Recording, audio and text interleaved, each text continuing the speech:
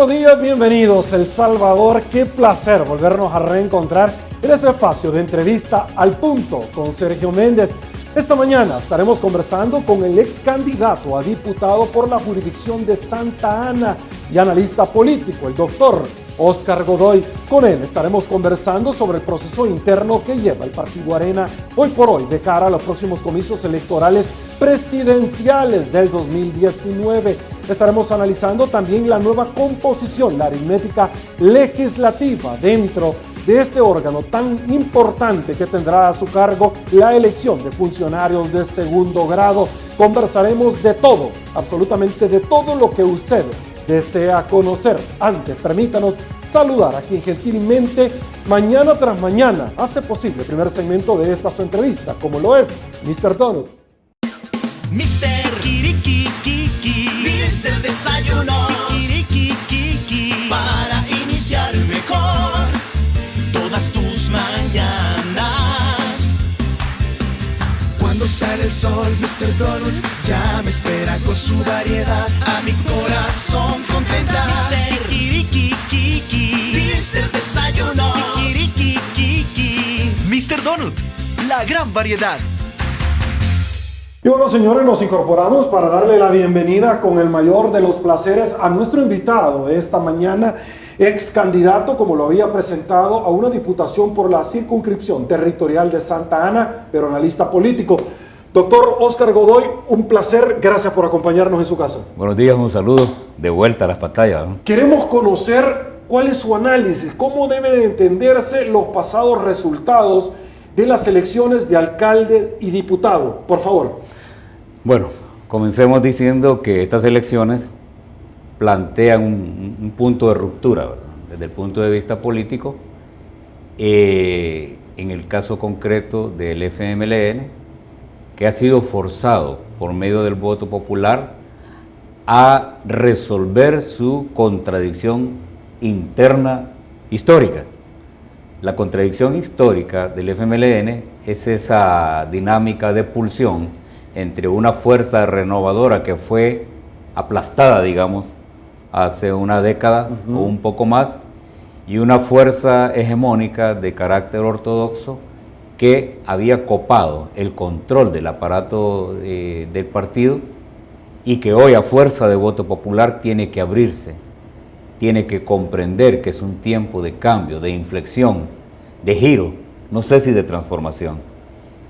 Esa es la primera lección que dejan estas elecciones, donde el descontento popular mostró que no estaba satisfecho con el modo de gobernar del FMLN y que inmediatamente después de los resultados electorales, las bases, la militancia y cuadros orgánicos del partido han empezado también a hacer movimientos internos para girar hacia oportunidades o riesgos. Esa es una lección grande. Lo otro es que Arena, por su lado, logra una contundente victoria sobre el FMLN, pero que a la vez tiene una significativa reducción de votos, que no debe dar lugar a un triunfalismo extremo, sino que a una reflexión concreta de cómo mejorar el caudal electoral de cara a una elección presidencial.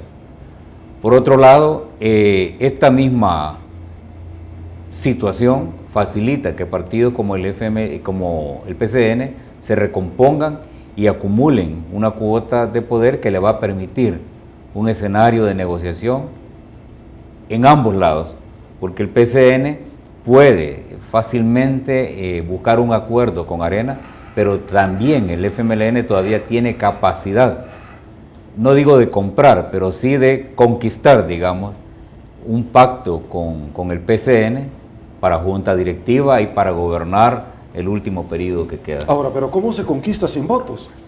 Bueno, hay diferentes formas de política conquistar, ¿no? Hay diferentes formas de conquistar. Una es mostrando un proyecto de país, un proyecto de gobierno, donde una de las partes, en este caso el PCN, pueda aportar y participar, pero también hay otra forma, ¿verdad? Un tanto más comerciales, ¿verdad?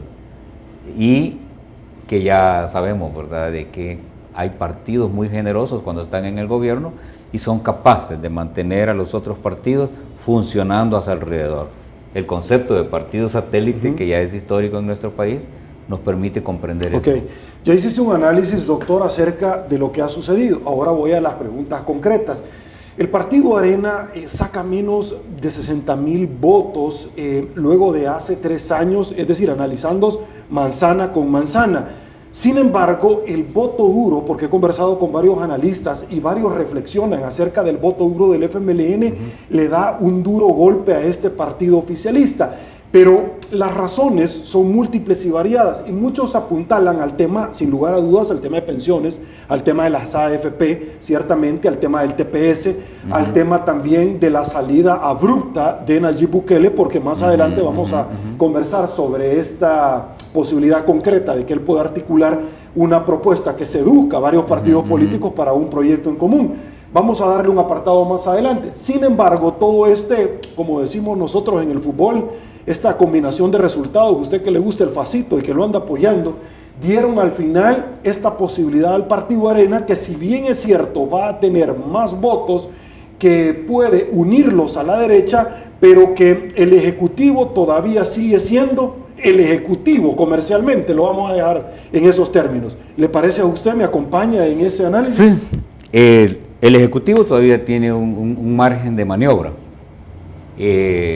Tal vez no de ganar una elección presidencial para el FMLN, ¿verdad? Pero sí aumentar y recuperar su caudal de votos en el próximo evento electoral, siempre y cuando haya nuevos liderazgos que se hagan cargo del rostro del partido. Ahí es donde se ve con mucha comodidad el rol que juega Óscar Ortiz, el vicepresidente, como un articulador más sereno, más estratega, más amigo, digamos, del sistema político salvadoreño y en menor resistencia con los poderes reales de este país. ¿Usted cree que es por serenidad que Óscar Ortiz, luego que hace 5 años le ofrecieron la candidatura a la presidencia y que reta a unas internas, luego dice, no, miren, hay que abrirle las puertas a foráneos y yo mejor me retiro? ¿Cree que es una convicción o una negociación particular? Óscar Ortiz es un hombre pragmático, pero no es un pragmatismo tan ortodoxo como los otros, ¿verdad? Óscar Ortiz tiene una capacidad de articulación de alianzas que no tienen los otros dirigentes del FMLN. Si algo es rescatable en esa cabeza del FMLN, en esta coyuntura, es la capacidad de Óscar Ortiz para hegemonizar gobierno, para revertir medidas antipopulares, para reducir antagonismos políticos y electorales y para articular alianzas con grupos de interés, para tranquilizar grupos de presión y para establecer diálogos y comunicaciones con los otros partidos del espectro electoral del país. Es el único hombre que yo veo que tiene esa capacidad en este momento en el FMLN, a diferencia de los liderazgos tradicionales que tienen una cara dura, tienen una ideología dura, y tienen una condición obtusa respecto a la concepción ideológica de gobernar este país, que es lo que ha creado una gran resistencia. Óscar Ortiz no es un hombre antisistema, no es un hombre anti-Estados Unidos, no es tan antipopular como los otros. Por eso es que me parece inteligente la decisión de ponerlo al frente, ¿verdad? Pero ese ponerlo al frente... Como secretario técnico de la presidencia. Como secretario técnico de la presidencia, como un hombre que tiene un mejor perfil de presidente que el propio presidente, ¿verdad? De hecho, ha sido el rostro presidenciable en los últimos meses y ahí es donde yo veo la posibilidad de que se pueda detener, digamos, esa debacle del FMLN como tal. Y detener la debacle del FMLN no implica hacerlo ganar la próxima elección presidencial, sino que evitar que se desbarate como institución política y maquinaria electoral, de manera que no le ocurra lo que le pasó a la democracia cristiana, que la democracia cristiana tuvo una implosión extrema al caso de quedar a cero. El FMLN se implosiona, pero queda a la mitad del derrumbe. Esa mitad todavía permite articular poder. Esa mitad todavía permite estabilizar crisis interna, forzar lo que se ha evitado por 20 años, que es la renovación del partido, guardar el estandarte marxista-leninista y abrirse quizás a un enfoque más socialdemócrata que es lo que puede posibilitar un mayor potencial electoral neto, Ok. ¿verdad? Porque hay teorías que explican que en la medida en que los partidos se mueven al centro, se amplía su potencial electoral. El FMLN tiene esa posibilidad todavía con Óscar Ortiz, y si es inteligente, todavía pueden construir esa alianza con Nayib Bukele. El vicepresidente de la República apuntaló en su momento que debía darse paso a la renuncia de la dirigencia del partido FMLN.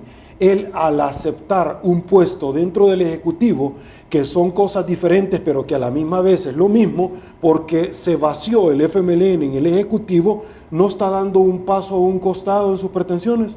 No, porque es un hombre que lee el escenario. Él sabe de que postularse a una candidatura presidencial en estas condiciones es un suicidio político. ¿Por qué? Porque no hay posibilidades concretas para que el FMLN como tal gane una elección presidencial. Si eso era el caso, ¿por qué él estaba pretendiéndolo anteriormente? Y le explico. Porque algunos no se acuestan sin cenar, doctor. Correcto, porque ¿Por el qué? FMLN ya había probado con la elección pasada de que podía llevar a la presidencia de la República a cualquier persona.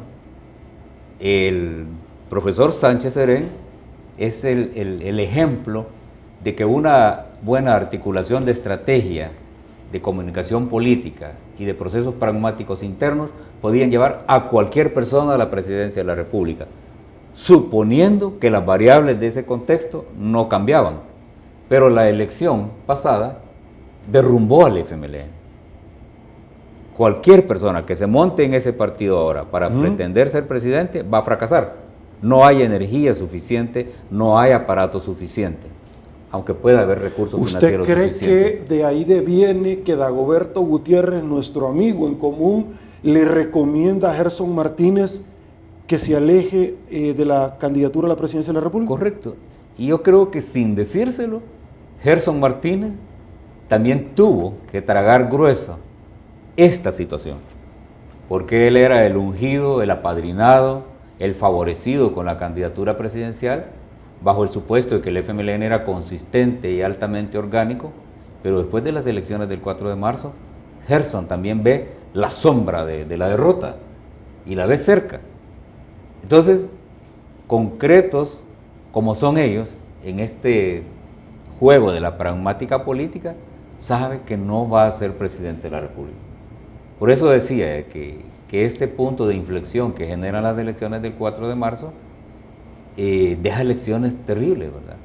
Que no solo pierde el FMLN la elección, no solo reduce su capacidad de presencia en la Asamblea Legislativa, no solo reduce su capacidad de poder territorial por medio de consejos municipales, sino que también quedan cuestionados los principales liderazgos del partido, como los causantes y los responsables de la derrota, pero también caen las pretensiones presidenciales. Ahora, no sé, doctor, me queda como una antítesis entre lo que hemos conversado, porque de pronto el mejor ejemplo que yo puedo tener bajo lo que usted ha esgrimido de que el FMLN tiene la sombra de la derrota y que ve muy lejos la posibilidad concreta de ganar la presidencia del 2019.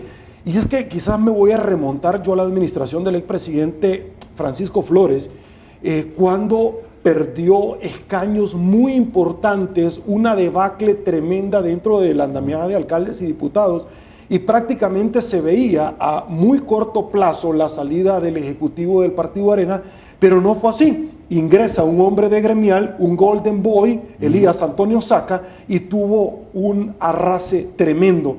¿No podríamos repetir la historia? No. ¿Por qué? Por lo siguiente, ese hombre al que te refieres, que apareció, que venía de gremiales, era un empresario exitoso, era un hombre comprometido con los principios y los ideales del liberalismo político, era un hombre de derecha, ¿verdad? Pero el FMLN no tiene un hombre de izquierda que pueda aparecer, ¿verdad? Porque la izquierda, más allá del partido, no tiene estructuraciones, mientras que la derecha tiene el aparato de partido, tiene gremiales, tiene los capitalistas fundamentales, o sea, los principales tenedores de capital de este país. que de ahí puede aparecer alguien y entrar al partido con comodidad, porque es lo mismo, es de lo mismo.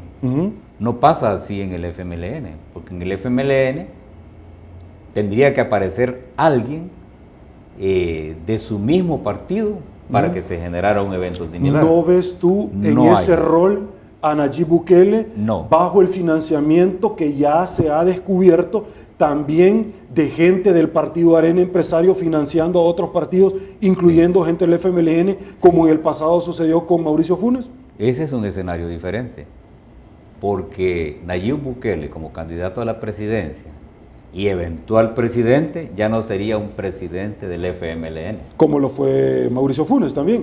Sería incluso más lejano que Mauricio Funes, porque yo podría decir que en ese proceso de elección de Mauricio Funes y en esa relación, podríamos decir que Mauricio Funes tenía un 60% del gobierno y un 40% lo tenía el FMLN.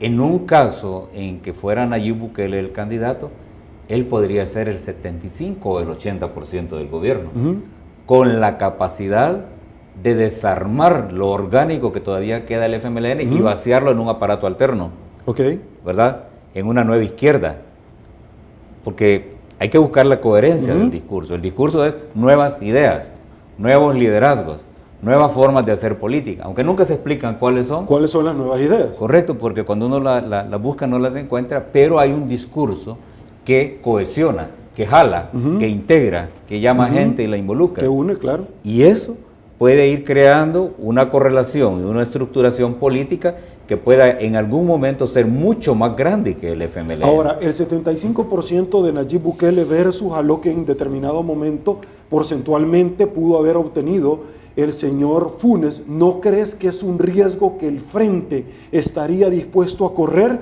de cara a no verse perseguido por la justicia cada uno de los vasos comunicantes y dentro de la estructura ortodoxa de su partido? Si es que la coyuntura del FMLN no es muy compleja de entenderla. El FMLN tiene dos opciones. Una es aceptar la desestructuración del aparato, aceptarlo como está y decir, ya no tengo un partido 100%, sino que tengo un partido 50%. Voy a consolidar ese 50%, lo voy a reforzar, voy a revisar todo lo malo que hice, lo voy a replantear, pero bajo el esquema propio de un partido de izquierda. Ese sería un escenario.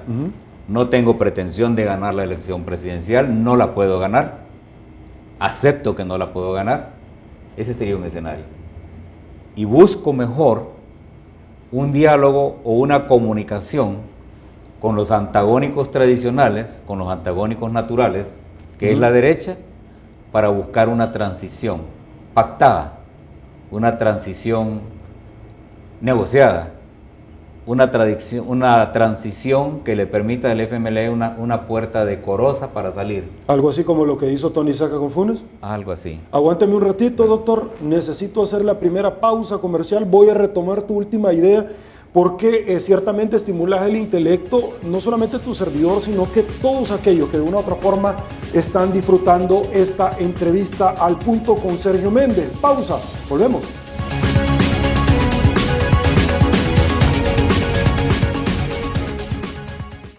Esta es la razón por la que dejamos todo, sin importarte dónde vengas o dónde estés. Lo que importa es que estés. Porque cuando tu equipo juega, nada más importa. Cada jugada la vivimos y cada gol lo celebramos. El fútbol es pintarse el corazón de esperanza, es romperse la garganta con cada gol. En la cancha somos uno solo. Así es la Liga Pepsi, nuestro orgullo nacional. Cualquier momento es perfecto para dejarse llevar por una rica tentación. ¡Nieves! Puede venir en muchísimos sabores. Banana hawaiana. Tan natural como la fruta. Banana split. Increíbles mezclas. Cake helado. Cappuccino. Hay una gran variedad de especialidades.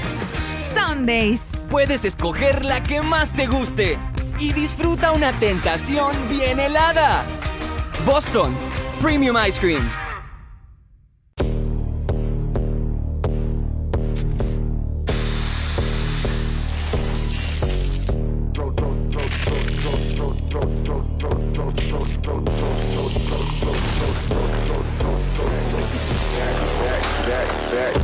back, over to you.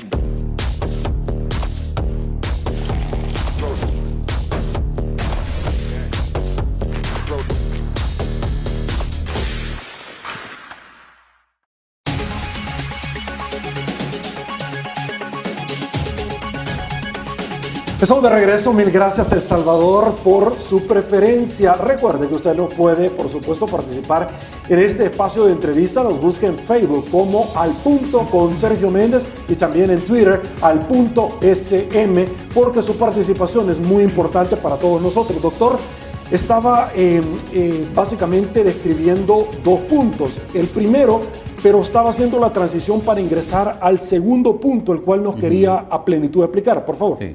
Decíamos que eran dos escenarios para el FMLN. Uno es aceptar su situación, construir desde ahí, reestructurar, reelaborar y replantear el partido, renunciar a la pretensión de ganar una presidencial de manera inmediata, reestructurar el partido para en el 2021 recuperar poder.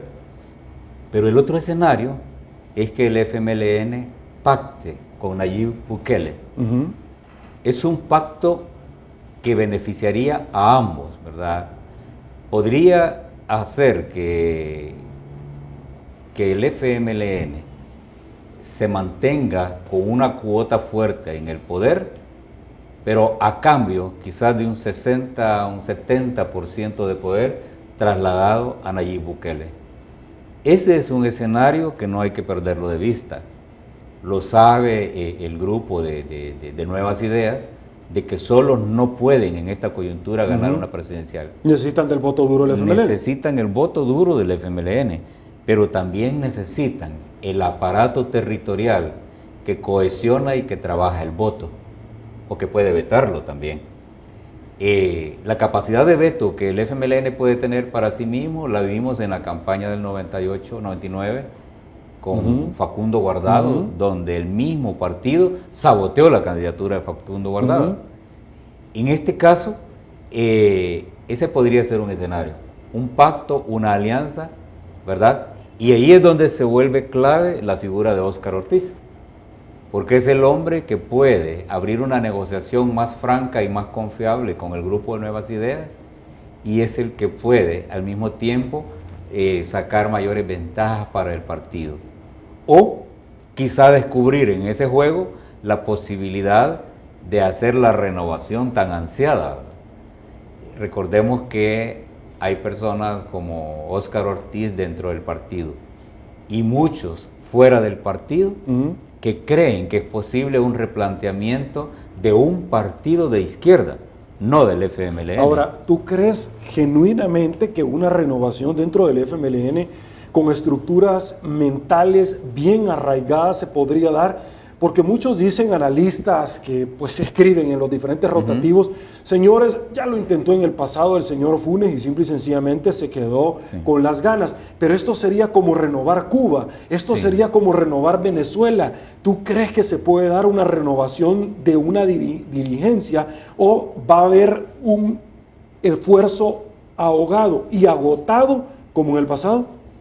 Sí, es que eso es lo bueno de esta dinámica, ¿verdad? De que los dirigentes históricos, los más emblemáticos del partido y del gobierno, están golpeados electoralmente, están cuestionados por el elector, están cuestionados por sus bases.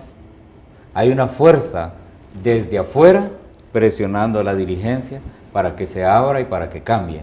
Eso no lo teníamos en periodos anteriores. Teníamos un escenario diferente, ¿verdad?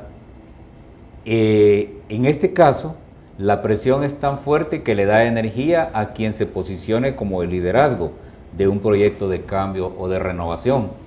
Y la renovación en el FMLN puede ser desde dentro, si se trabaja una buena ingeniería política, o puede ser forzada y quizás más fácil hacerla desde fuera. Construir un aparato alterno, y ahí es donde el agrupamiento de Nuevas Ideas puede facilitar ese proceso, ¿verdad? Quizá no muera el FMLN del todo, pero podría tener un partido competencia con el que esté forzado a hablar, a negociar, a coaligar, ¿verdad? Para mantener el proyecto revolucionario vigente. Claro, con ese nuevo enfoque que le daría Nayib Bukele y su grupo. Esas son las cosas novedosas. Claro que si uno habla con los dirigentes históricos del FMLN, vamos a ver que hay un rechazo total a cualquier postura que implique abrirse, porque ellos tienen otros intereses superiores al proyecto de país, al proyecto socialista, como dirían ellos. Muchos de ellos son ahora capitalistas. Y esa es la gran contradicción del FMLN, de que en el proceso de gobernar burocratizó a sus principales cuadros, se rompió el objetivo de liberación que plantea el partido en su nombre, pero a la vez renunciaron al ideario en la práctica y se convirtieron en pragmáticos capitalistas que hoy tienen no ideologías que proteger y defender, sino capitales que proteger. Quiero hacerte una pregunta puntual sobre esto, porque, y no quiero utilizar el término se prostituyeron, porque resulta ser fonéticamente peyorativo para muchos, pero muchos analistas ciertamente lo acuñan. Sí. Muchos dicen se terminaron contaminando e ingresaron en un andamiaje donde las mieles del placer al final terminaron mermando, pero otros dicen, no, mire, eso no fue ahorita, eso fue desde que secuestraban gente y ya recibían pistillo, desde el tiempo de la guerra. Sí. ¿Tú me acompañás a estos analistas en este análisis, o tú crees que es llegando una vez al poder que inicia, o acompañando desde la Asamblea Legislativa con sus votos a muchos partidos políticos, incluyendo la dolarización para este país? ¿Tú te recordás? Sí. Yo pienso igual, ¿verdad? Estos procesos no son espontáneos. Aquí no hay creación espontánea de situaciones, ¿verdad? Estas son acumulaciones, ¿verdad? Las diferentes familias del FMLN tenían sus propios modos de manejarse, manejando muchos recursos, ¿verdad? De ahí toda la vida del FMLN en las alcaldías y en la Asamblea Legislativa, pues los expuso también a factores de poder que muchos de ellos no estaban acostumbrados y terminaron acostumbrándose, ¿verdad? Pero el acceso al órgano ejecutivo los puso ante la caja fuerte del país y con la clave en la mano, ¿verdad? Y con muchas oportunidades de hacer negocios y alianzas que terminaron en acumulación financiera, que ahora hay que defenderla y hay que protegerla. En casos concretos y que el pueblo rechaza, y por eso vota en contra del FMLN en algunos casos, es que el FMLN, en lugar de perseguir la corrupción, protegió a quienes estaban señalados. ¿La ha consentido, doctor? Sí, y ha protegido, ¿verdad?, a quienes están señalados de una manera directa en casos de corrupción. El caso más concreto es la protección que le dieron a Mauricio Funes, ¿verdad?, que en lugar de exponerlo, que el pueblo hubiera valorado mucho eso en el FMLN, exponerlo y entregaron, lo protegieron, lo encapsularon al muchacho con toda su fortuna, ¿verdad? La gente piensa, ¿y por qué lo hicieron?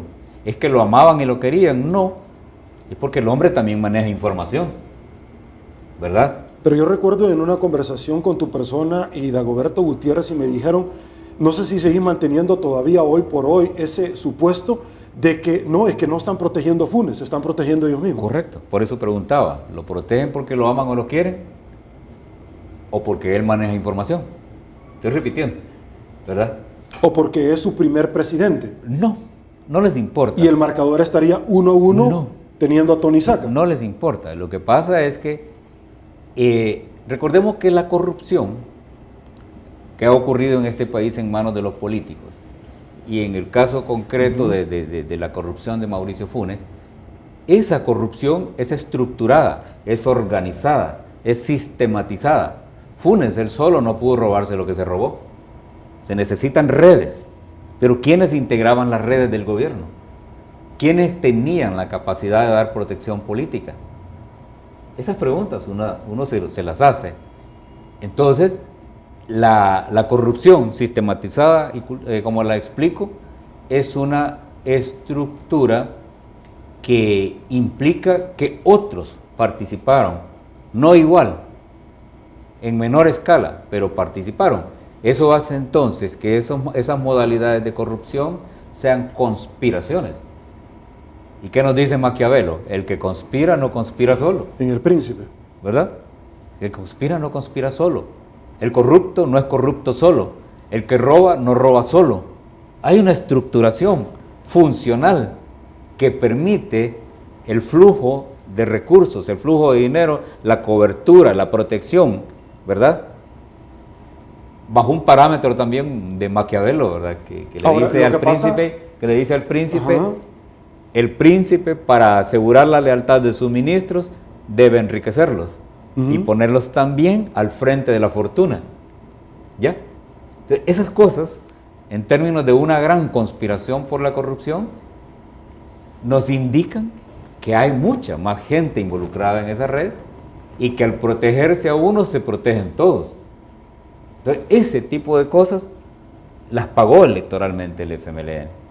Cuando el partido en el gobierno no se hace cargo de los principales problemas del país, cuando el partido no se hace cargo de los problemas de la crisis económica de las familias, cuando no se hace cargo de la inseguridad extrema de este país, cuando no se hace cargo del abandono de miles de niños y niñas que están expuestos a la violencia y la delincuencia diaria, el pueblo al final le cobró.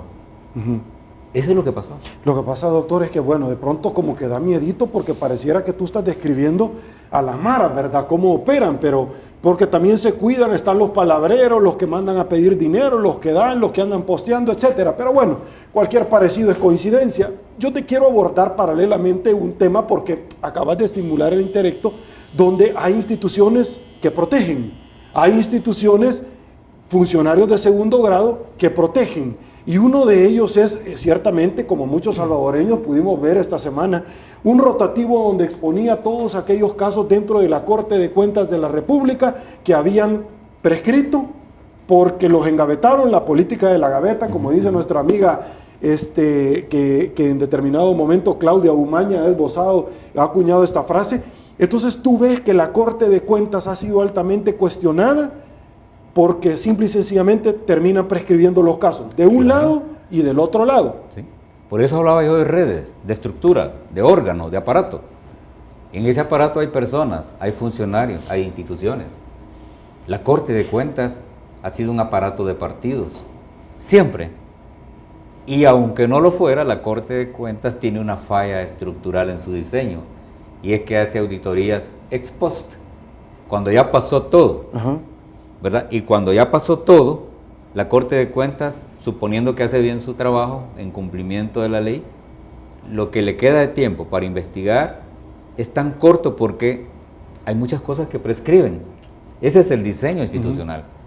La Corte de Cuentas es un señuelo para creer que alguien controla las cuentas, pero la verdad es que la Corte de Cuentas en este país es la que se ha encargado de lavar la corrupción, es la que se ha encargado de entregar los finiquitos y en la mayoría de ocasiones de una manera express, ¿verdad? Entonces, ese tipo de estructuras, como repito, tiene instituciones, personas, grupos, adecuaciones jurídicas también. Las leyes se adaptan a ese tipo de estructuraciones. Pero, ¿cómo queda la Corte de Cuentas? Porque está bien, cubre esta padera de corrupción, pero también fue altamente cuestionada en los gobiernos del Partido Arena cuando la bisagra natural y la manejaba era el PCN. ¿Sí?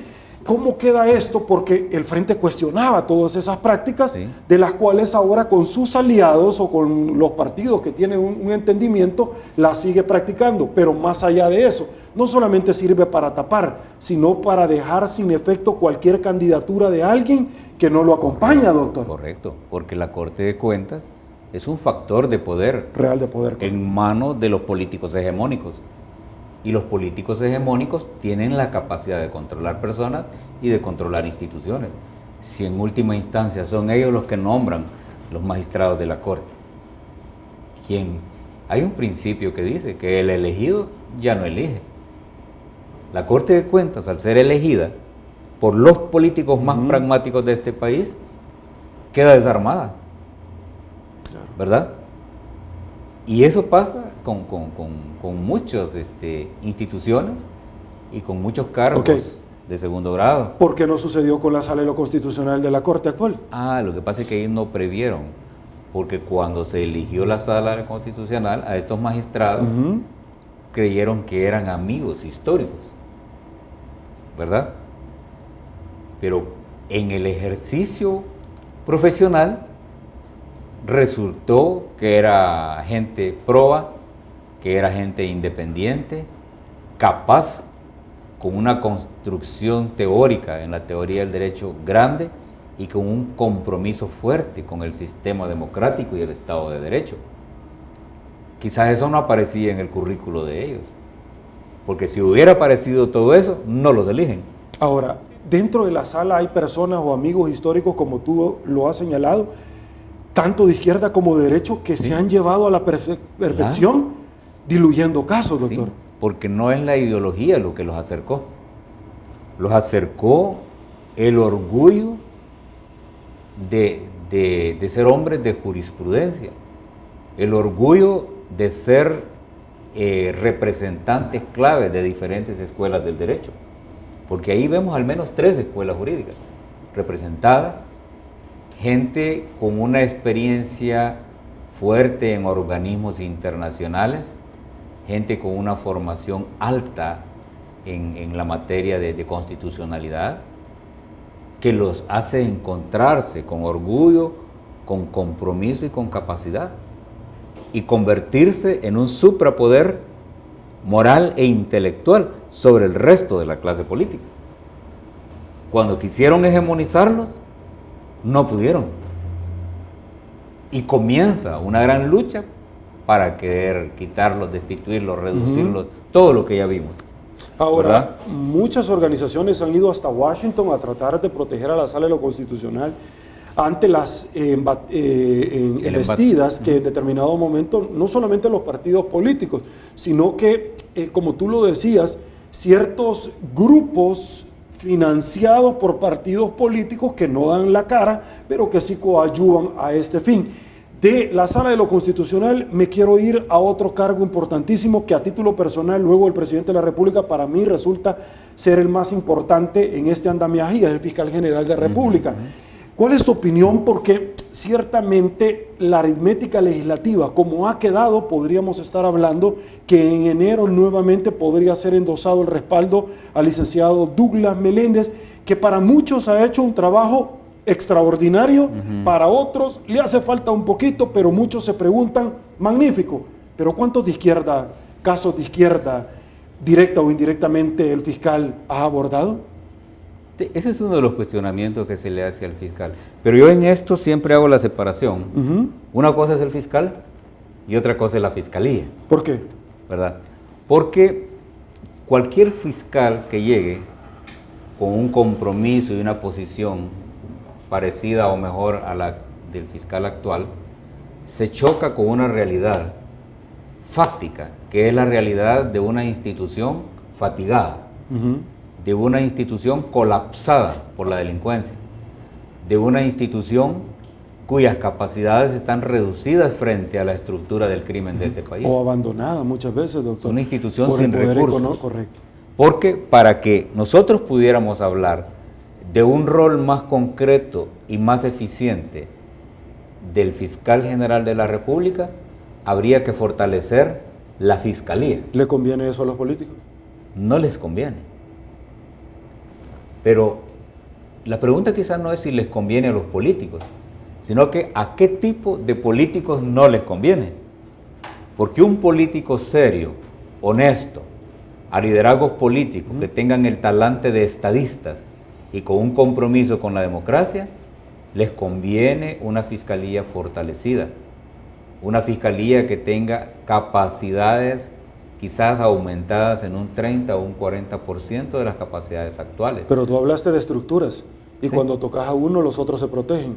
Sí, pero cuando tenemos una fiscalía potenciada con recursos, con muchos más fiscales, con más dinero, con más vehículos, con más capacidad de operación, esos grupos tradicionales de de políticos vinculados a la corrupción terminan al final siendo sometidos. Ok, doctor, ¿es tiempo de dar paso a las CICIs? Yo siempre he pensado que una CICIS sigue siendo necesaria. Más que todo cuando tenemos una fiscalía ahogada financieramente. Esa expresión es a título personal, porque el partido Arena sigue manteniendo que no es necesario. Sí, me invitaste como analista. Correcto, a eso. Y yo quiero hacer esa diferencia puntual entre la gente, porque el partido Arena sigue manifestando y es una incongruencia porque en su momento dijo sí, pero ahora mejor ya no. Sí. A mí nadie me ha dicho que piense así. Yo soy analista político. Conozco la estructuración del poder de este país. Sé qué cosas son necesarias y cuáles no. Este país necesita instituciones de otro tipo, instituciones fuertes. Y cuando digo que este país necesita instituciones fuertes con otras capacidades y otros compromisos, me refiero a la institución presidencial, a la institución legislativa, a la institución judicial, a la institución fiscal, a la institución de derechos humanos. Toda esa institucionalidad tiene que revolucionarse, reformarse, modernizarse. Pero lo de revolucionarse, modernizarse y reestructurarse debe ser en función de los intereses concretos de la gente y no en función de los intereses concretos de grupos políticos que viven de la corrupción. Ok, señores, doctor Godoy, aguántenme un ratito, vamos a hacer otra pausa. Esto es Al Punto con Sergio Méndez. Volvemos.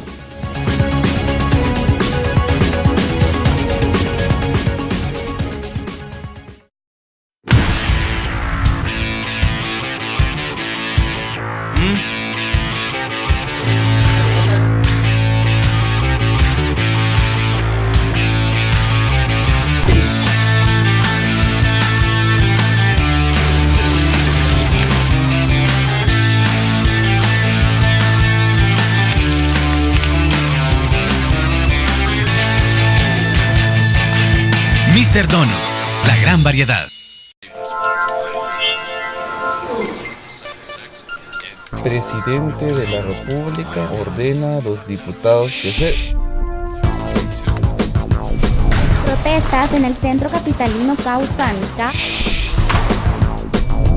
Sospechas de corrupción implican a alto funcionario de San Salvador. Llegó el periódico digital que no se calla, diario1.com. Cualquier momento es perfecto para dejarse llevar por una rica tentación. ¡Nieves! Puede venir en muchísimos sabores. Banana hawaiana. Tan natural como la fruta. Banana split. Increíbles mezclas. Cake helado. Cappuccino. Hay una gran variedad de especialidades. Sundays. Puedes escoger la que más te guste y disfruta una tentación bien helada.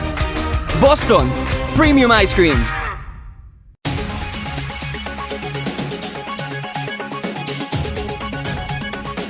Estamos de regreso, mil gracias El Salvador por su preferencia en la entrevista Al Punto con Sergio Méndez. Aquí vamos de nuevo. Doctor Godoy, ingresemos ya a lo que ha de venir y es que ya el término dentro del Tribunal Supremo Electoral para ingresar en la dinámica de las internas, el llamado de cada uno de los partidos se va prácticamente llegando a feliz término. Y es que estamos viendo unas internas del partido Arena, por unos cuestionados, por otros elogiados, algo novedoso por unos y simple y sencillamente para otros ya está hablado. Pero por el otro lado el FMLN, donde decía señores por dedo, ya tenemos a un candidato, pero ese escenario luego de los comicios electorales parece que se fue diluyendo y ahora las alianzas están a la orden del día y surgen nuevos elementos donde Nayib Bukele pareciera que ya no es tan enemigo como en el pasado lo fue del frente y pareciera que aquella posibilidad de abrir los brazos, yo siempre te he querido, hoy por hoy existe y está más latente que nunca. ¿Su opinión? Sí. Bueno, han cambiado las cosas a partir del 4 de marzo. Ese escenario que nos estábamos dibujando meses o semanas antes del 4 de marzo se rompió. ¿Y qué es lo que concretamente tenemos en materia de elección presidencial?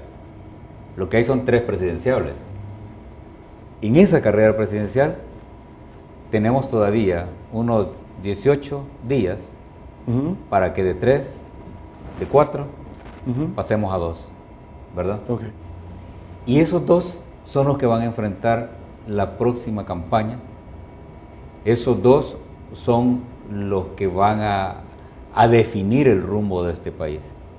El gran cambio político de este país puede ocurrir a partir del 2019, dependiendo de a quién se elige, que de qué grupo político aparece el ganador.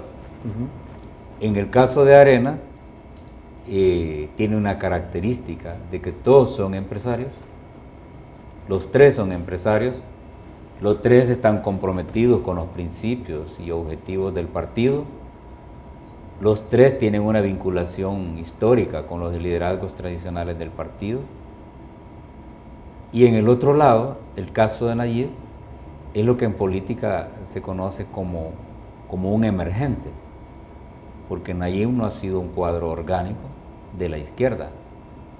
Él dice que su papá era amigo de Chafik, pero no ha habido una vinculación orgánica y por lo tanto tampoco una formación ideológica concreta bajo el ideario revolucionario.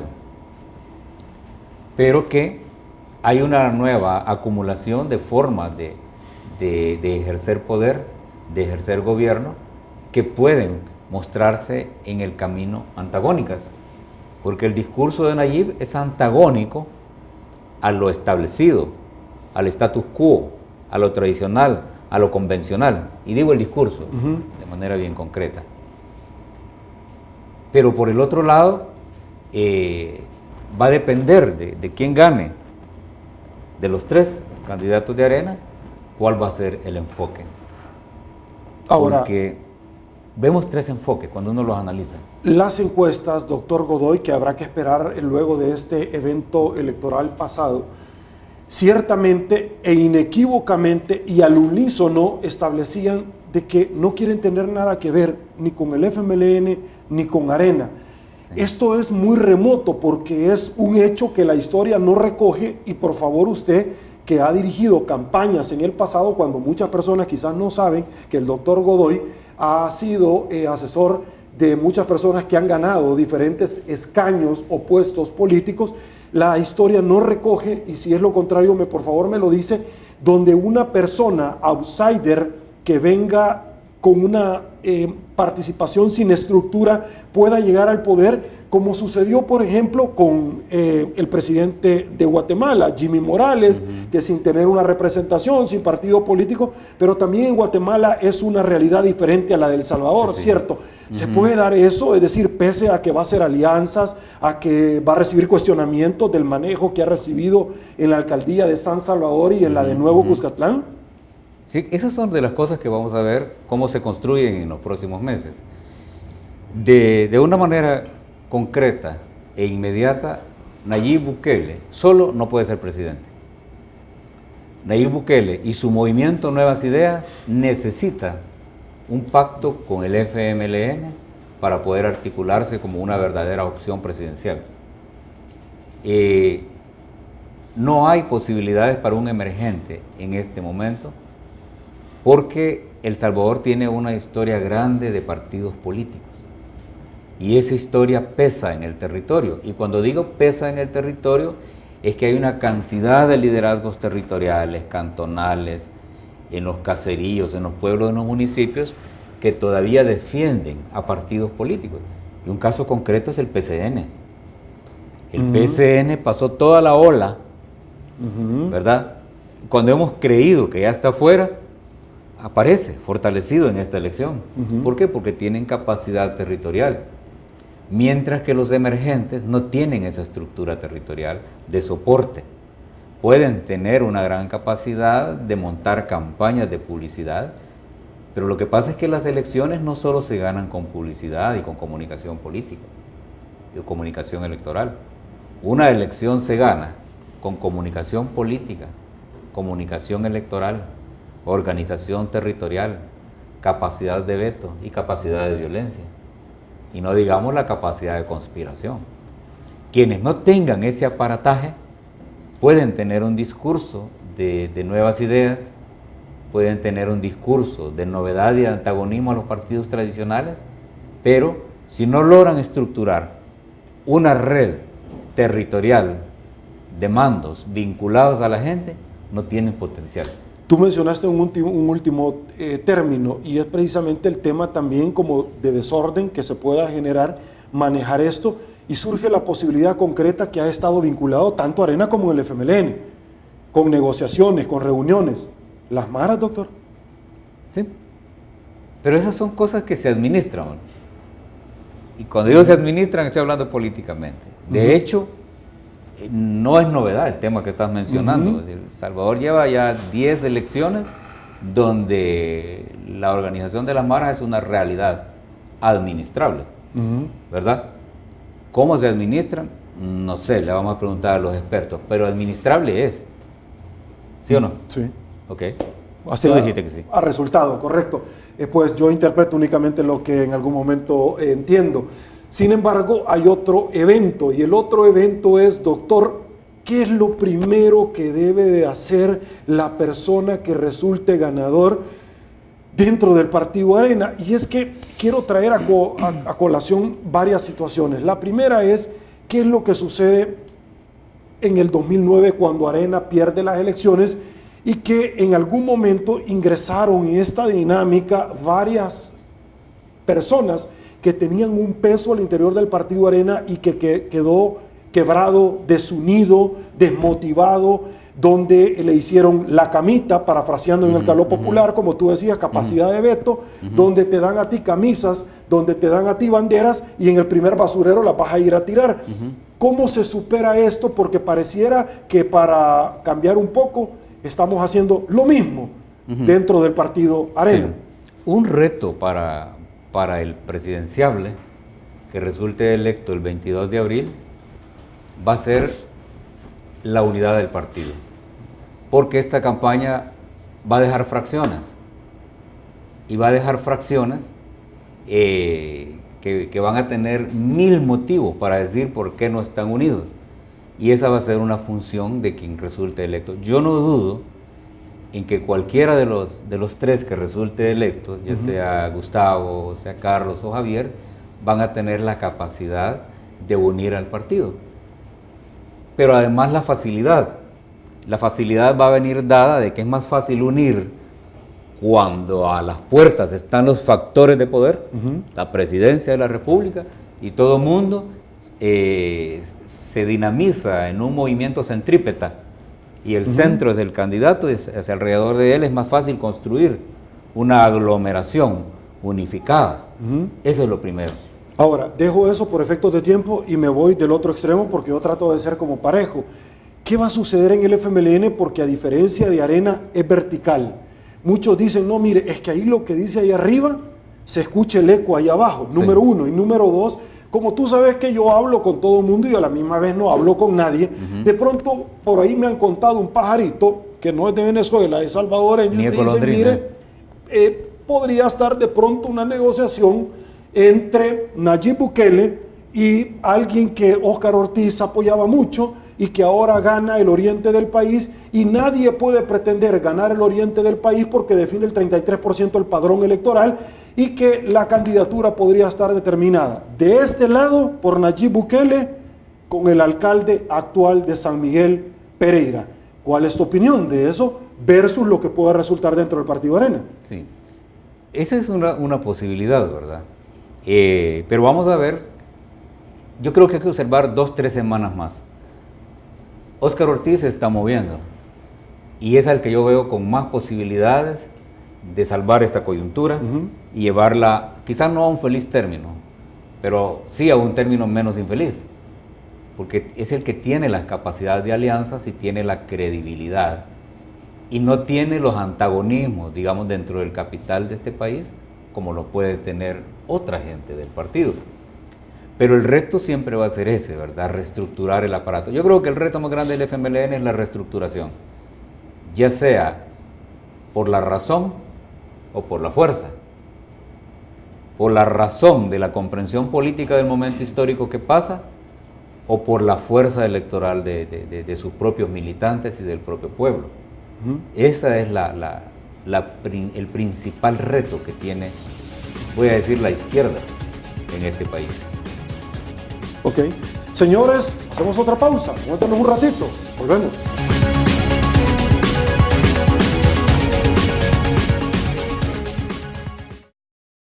Esta es la razón por la que dejamos todo. Sin importarte dónde vengas o dónde estés, lo que importa es que estés. Porque cuando tu equipo juega, nada más importa.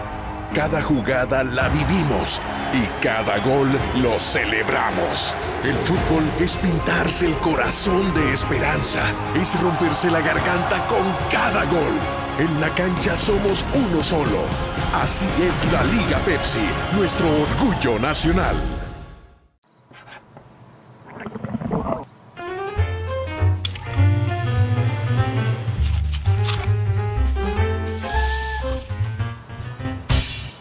Bienvenido, Mr. Donut. ¿Qué desea ordenar? Dime un café con una dona de chocolate. ¿Algo más? Unos huevos, frijoles, un croissant sándwich y una horchata. Ya no te preocupes por encontrar qué comer. Ahora estamos abiertos a la hora que te dé hambre. Mr. Donut 24 horas, porque el hambre no duerme.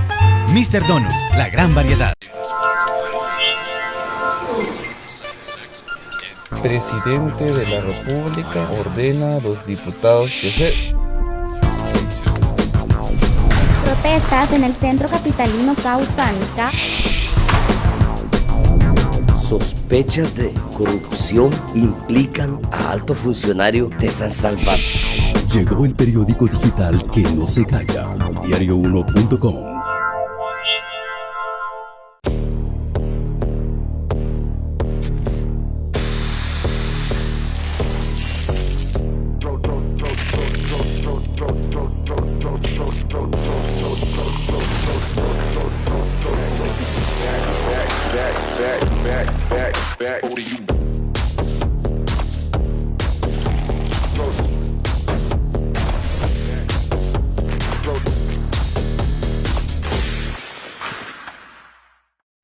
Cualquier momento es perfecto para dejarse llevar por una rica tentación.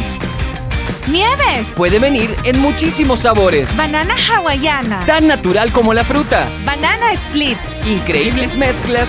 Cake helado. Cappuccino. Hay una gran variedad de especialidades. Sundays. Puedes escoger la que más te guste. Y disfruta una tentación bien helada. Boston Premium Ice Cream.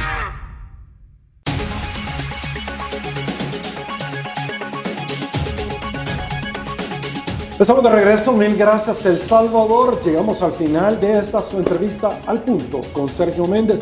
No me resta más que agradecerle, pero también a usted, doctor Oscar Godoy. Muchísimas gracias, caballero, por habernos acompañado y por supuesto que vamos a seguir tocando a su puerta para que venga a su casa.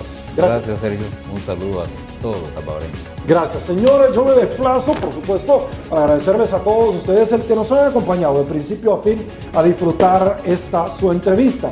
Soy Sergio Méndez. ¿Cómo están las cosas hoy por hoy en nuestro país? Si le gustó la entrevista, comente la mañana. Tras el día de mañana, que descanse y una vez más que el Señor os bendiga a todos.